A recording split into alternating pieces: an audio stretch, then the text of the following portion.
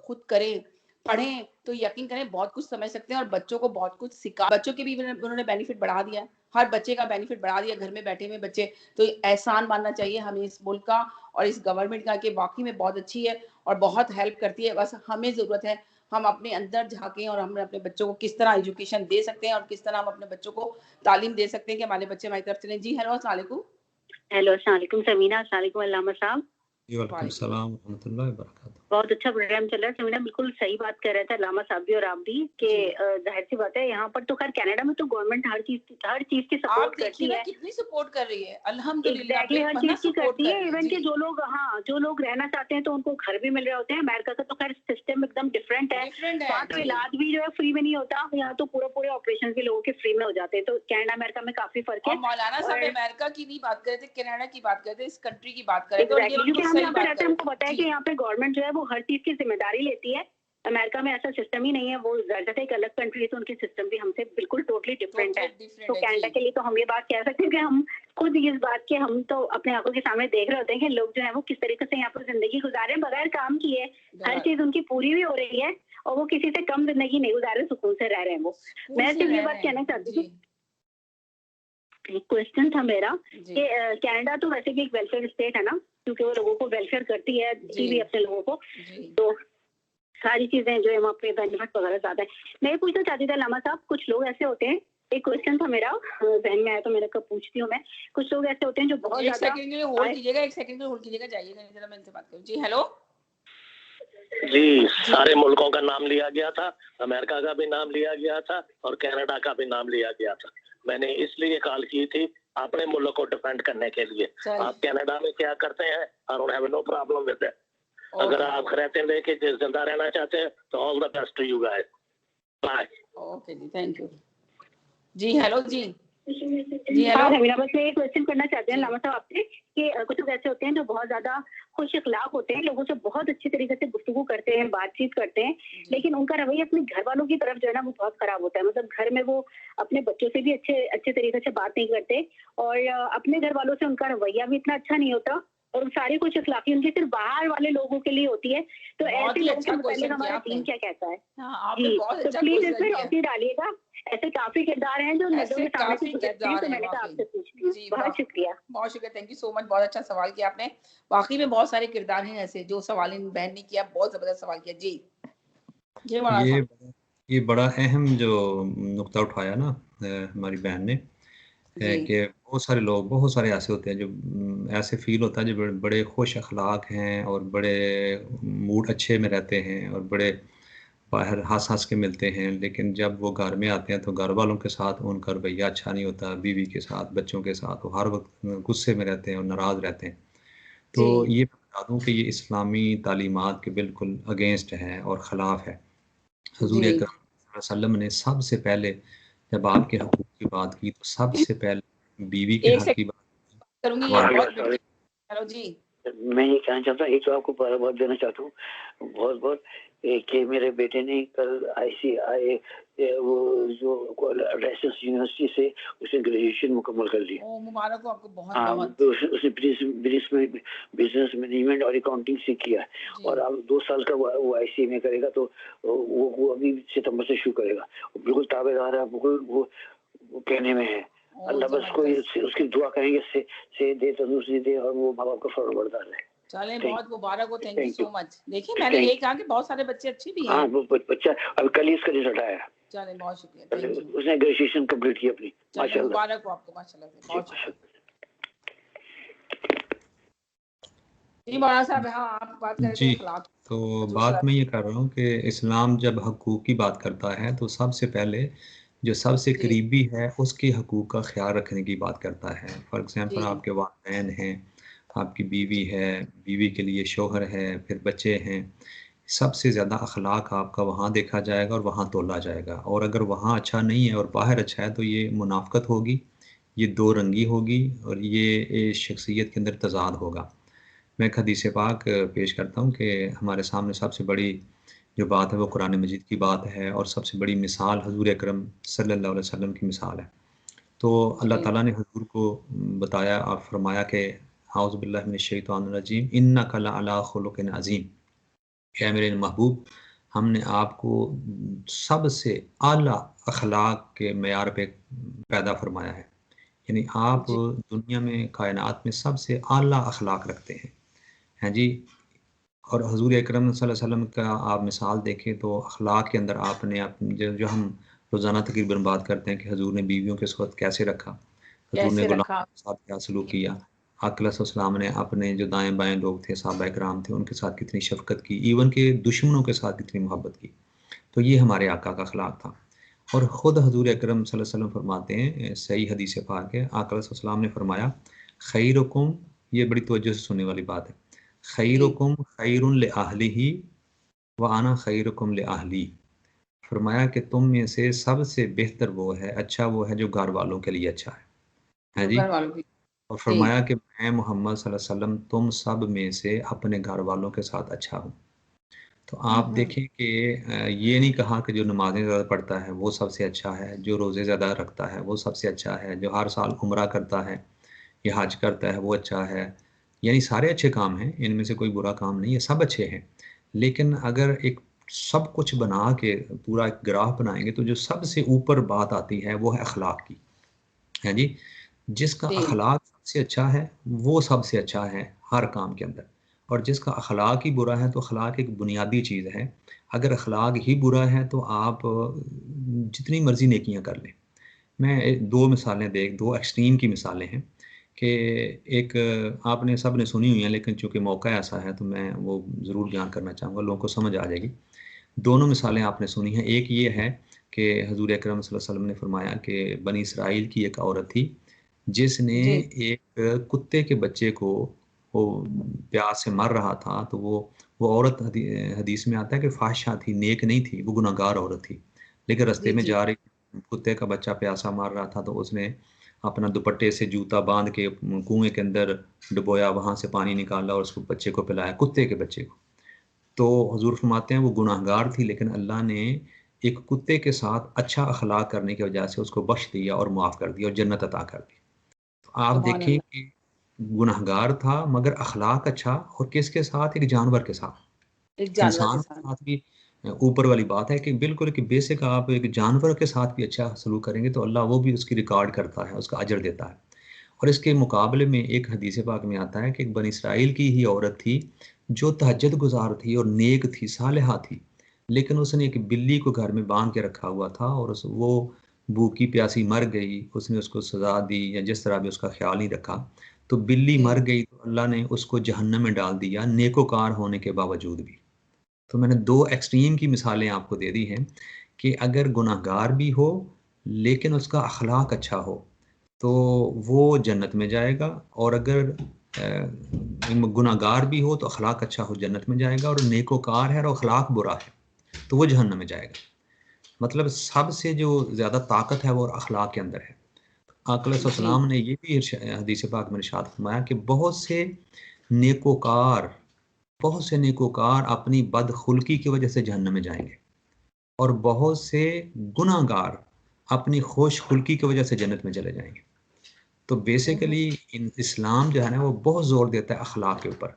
तो बंदे जी को अखलाक हसना रखना चाहिए। और वो सबसे ज़्यादा जो घर वाले हकदार होते हैं कि उनके साथ अच्छा अखलाक किया जाए, उनके साथ नरमी की जाए। तो ये जो मैं जी आपने बात की है ना कि बहन ने भी की है कि बहुत से ऐसे मर्द होते हैं कि जो बाहर तो बड़े खुश रहते हैं, खुशगपियाँ करते हैं, मुस्कुरा रहे होते हैं, हँस रहे होते हैं, एंजॉय कर रहे होते हैं। तो जो ही एंटर होते हैं घर में तो लगता है कोई थानेदार आ गया है। हाँ जी, जी बच्चे जाते हैं, बच्चे बीवी सहम जाती है। होते हैं, बीवी भी डर रही होती है, कपा रही हाँ होती जी, है कि कुछ सब सही मतलब हो। छोटी-छोटी चीज़ पे नुक्स होता है, छोटी-छोटी चीज़ खाने के नमक ज़्यादा हो गया तो वहाँ जनाब बर्तन तोड़ने शुरू कर दिए। छोटी-छोटी जी चीज़ के ऊपर यानी वो घर के अंदर खुश नहीं रहते।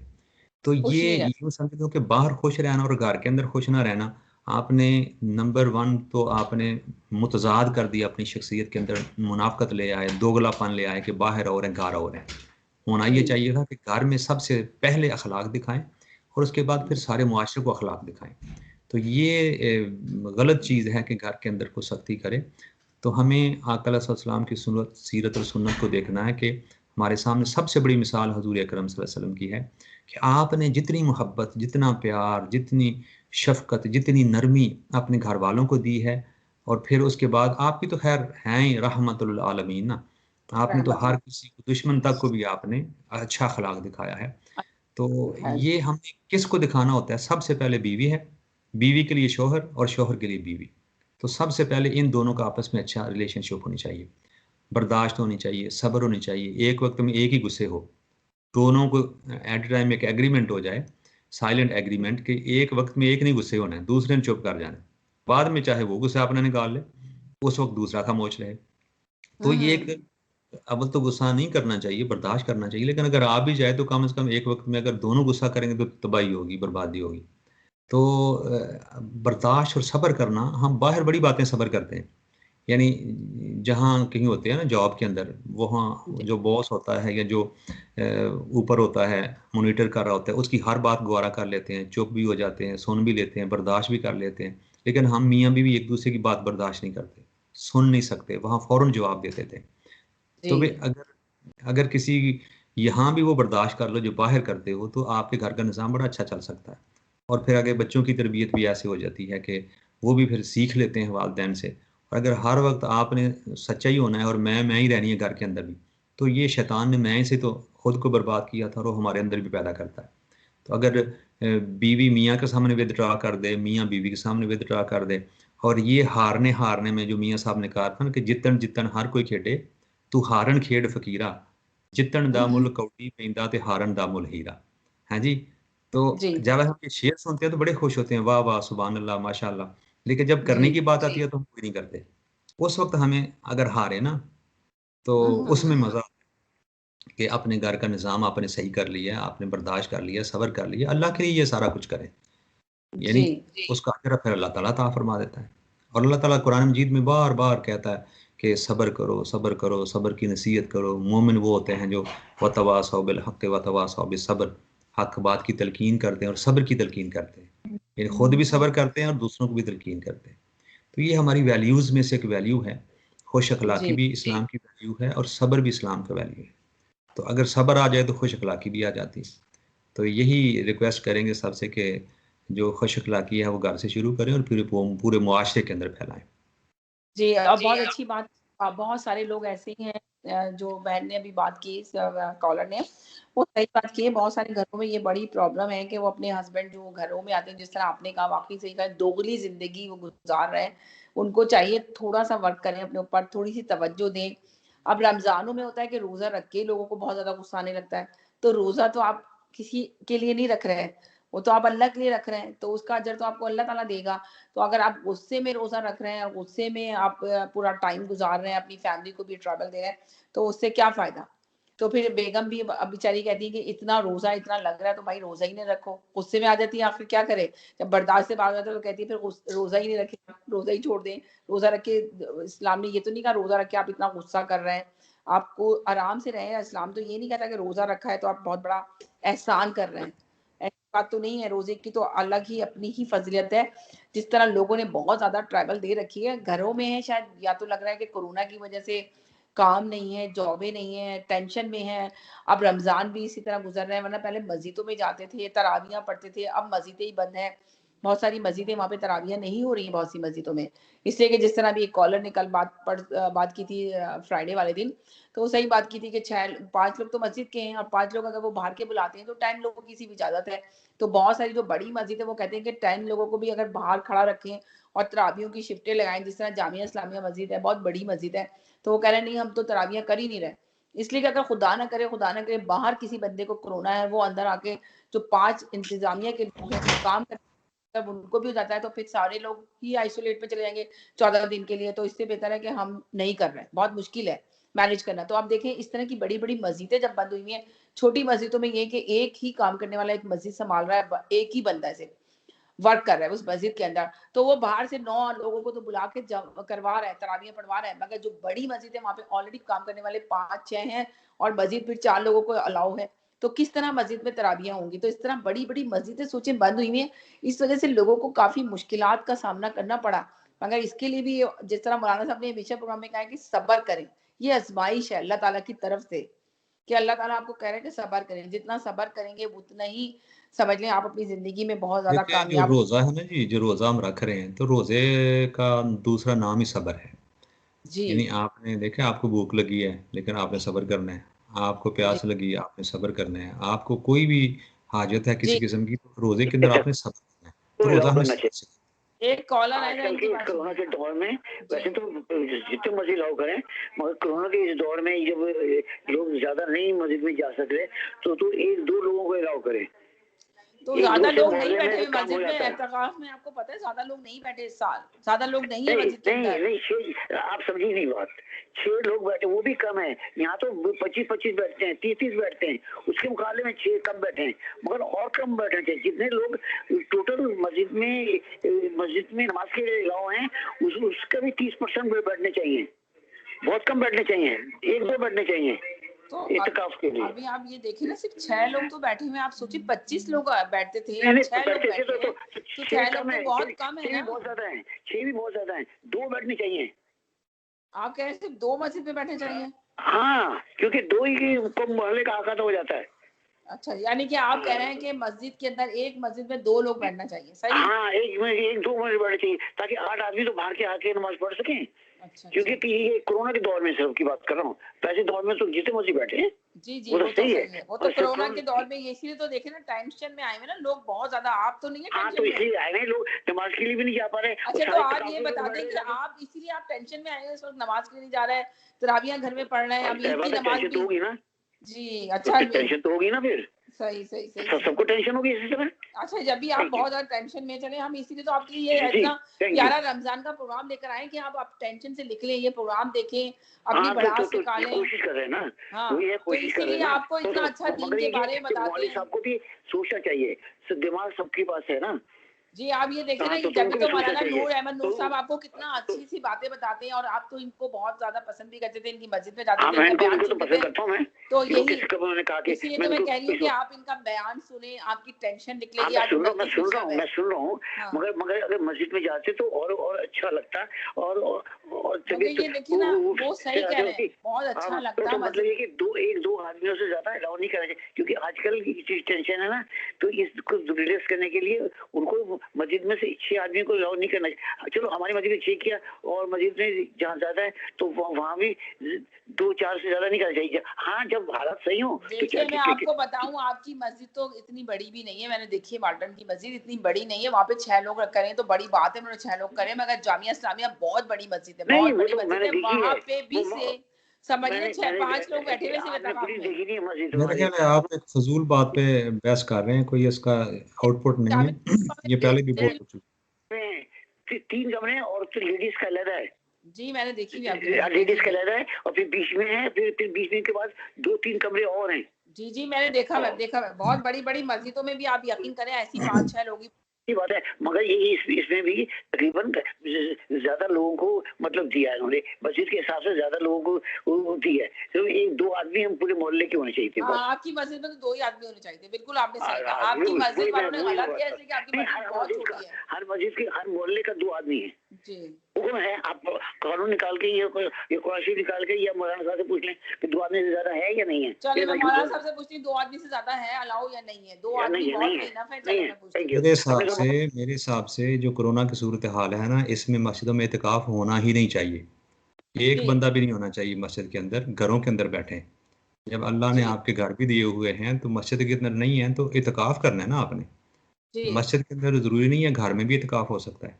अब तो जब चले मौलाना खास साहब, फर्स्ट दिन 29वीं शब है, अब तो 2 दिन ही रह गए समझे, वेडनेसडे और थर्सडे, बस ट्यूसडे का दिन है, वेडनेसडे को शायद देखिए क्या जी कहते हैं ना, कल ट्यूसडे, आज मंडे है, समझ लो 3 दिन ही है मुश्किल से। तो आना वेडनेसडे की तो चांद आती है, जुमेरात को तो जो कैलेंडर जो जैसे हम लोगों ने ईद की है, तो ज़ाहिर है हमारी जुमेरात की ईद होगी, जब तो पहले रोजा रखा है, जिन्होंने अभी बाद में रोजा रखा है 1 दिन बाद, तो वो जरा उनका है कि देखें, डाउटफुल है कि शायद एक ही ईद हो, तो फिर जुमेरात की सभी की ईद होगी। तो अब ज्यादा दिन तो रहे नहीं, अब पूरे रमजान गुजर गए। आप कह रहे हैं चलो 2-4 लोगों को अगर मस्जिद इसलिए रख लिया उन्होंने, एहतिकाफ में बिठा दिया, लोगों को इजाजत दे दी कि अल्लाह का घर है कि पूरी तरह बंद ना हो, तो उन्होंने जी इसलिए बाहर के लोग तो इतना अलाउड ही नहीं किया। देखें जामिया इस्लामिया में सिर्फ 5 लोग बैठे मस्जिद के अंदर, या 5 या 6 लोग सिर्फ वो ना एहतिकाफ में बैठे, वरना तो उनके यहाँ तो सोचिए पता नहीं बहुत सारे लोग बैठते थे, 100-100 200-200 लोग बैठते थे वहां पे। तो इतना खाना गाड़ियों में मंगाया जाता था, कैटरिंग कराई जाती थी सहरी के लिए, इतना ज्यादा लोग बैठते थे। आज देखिए ये वक्त है कि सिर्फ इतनी बड़ी मस्जिद में इतने कम लोग बैठे हैं, और वो उस मस्जिद में देखिए तराबियां भी नहीं हो रही है। इसलिए नहीं हो रही है, मेरी बात हुई थी उनसे तो उन्होंने ये कहा कि हम तराबियां इसलिए नहीं कर रहे कि बाहर अगर सोचे हमें 10-10 लोगों को अगर हम कराते हैं तराबियां, थोड़ा क्या 4-4 तराबियां भी पढ़ाते हैं, तो अगर बाहर जो वेट कर रहे हैं और 5 लोग ऑलरेडी अंदर हैं और 5 लोगों को बाहर से अंदर लेकर आते हैं, खुदा ना खास्ता अगर बाहर के किसी बंदे को कोरोना है तो कितनी मुश्किलात का सामना करना पड़ेगा। जी हेलो, अस्सलाम वालेकुम। जी वालेकुम। समीना, सबसे पहले तो रेहान भाई को बहुत मुबारक हो, उनके बेटी की ग्रेजुएशन, अल्लाह ताला उनको मुबारक करे जी। और दूसरा मैं क्वेश्चन और करना चाहती हूँ। नवा साहब बहुत अच्छी तरीके से डिटेल से आपने उस क्वेश्चन का आंसर किया था, बहुत शुक्रिया। अलामा साहब एक और क्वेश्चन है, और वो क्वेश्चन ये है कि अक्सर ये होता है कि हम जैसे कि यहाँ पर होते तो किसी की कोई जरूरत होती है या किसी को कोई परेशानी होती है तो पैसे हम लोग जमा करके वहाँ पर पाकिस्तान में भेज देते हैं, क्योंकि वहाँ लोगों को जरूरत होती है। तो कुछ लोग कुछ किरदार ऐसे हैं कि जब पैसे जमा करके हम भेज देते हैं, सब कुछ कर देते हैं, तो फिर वो हमसे मिलते तो कहते हैं कि अरे आपने हमें नहीं बताया, हम तो जो है वो बहुत बड़ी बड़ी चैरिटी करते हैं, तो नेक्स्ट टाइम आप हमें भी बताइएगा और हम जरूर इसमें हिस्सा डालेंगे और फलाना करेंगे। और जब उनको वक्त पर हम कुछ बताते हैं कि भाई इस तरह की सिचुएशन है, तो वो लोग ऐसे गायब हो जाते हैं कि वो मिलते ही नहीं है, फोन भी नहीं उठाते और वो बिल्कुल गायब रहते हैं। और फिर जब ये सारा काम कंप्लीट हो जाता है तो फिर से वो आके ये कहते हैं कि हम तो बड़े नेकी के काम करते हैं, हमने तो फलानी चैरिटी में इतने दिए थे, ये दिया था, वो दिया था। ऐसे लोगों के मतलब हमारा दीन क्या कहता है, ये सिर्फ झूठ बोलने के लिए और नमो तो नुमाइश करने के लिए तो वो हाजिर हो जाते हैं, लेकिन जब कोई असल में किसी की जरूरत है, उस वक्त काम हो रहा होता है, तो वो काम करने के अंदर वो बिल्कुल शामिल नहीं होते हैं। तो प्लीज इसके बारे में भी जरा बताइएगा, हमारा दीन क्या कहता है इस तरह के जो लोग होते हैं उनके मुताबिक हमारे दिन में क्या हुक्म है कि जो वक्त पड़ने पर गायब हो जाए और बाद में फिर आकर लंबी लंबी बातें करें। बस ये पूछना चाहती थी मैं। बहुत बड़ी अच्छी बात आपने की है। चलिए इसका जवाब मैं जरूर लूंगी। एक छोटे से ब्रेक की तरफ जा रही हूँ, ब्रेक के बाद वापस आती हूँ, कहीं नहीं जाइएगा, साथ रहिएगा। एक ब्रेक के बाद वापस आते हैं।